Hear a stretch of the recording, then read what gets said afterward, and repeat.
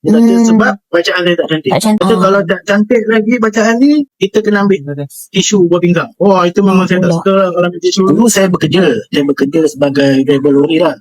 Saya ada lori sendiri, lepas tu saya jual lori, lepas tu saya kerja dengan company. Lepas tu saya kena sakit SLE.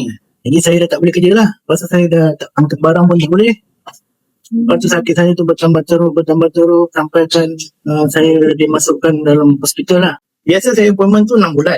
Ya. Cuma dia bagi saya 4 bulan. Dia kata sebab bacaan saya tak cantik. Tak cantik. Dia kata kalau tak cantik lagi bacaan ni, kita kena ambil tisu buah pinggang. Wah, itu memang saya tak suka lah kalau ambil tisu. Saya balik rumah, saya fikir macam mana saudara saya. Next lepas tu jumpa, saya makan tu. Lepas tu dia kata, oh bacaan semua bagus. Semua bagus. Alhamdulillah. Attention semua bagus. Saya kenal saya ni sebelum TikTok ada lagi. Dalam masa tu FB lah. Facebook. Tengok kat situ. Lepas tu saya try lah. Saya try tengok. Okey lah. Produk saya ni okey. Saya makan teruskan. Kalau tak teruskan, berapa lama dah saya dah guna produk ni. Sebab saya yakin. Orang kalau tanya saya recommend.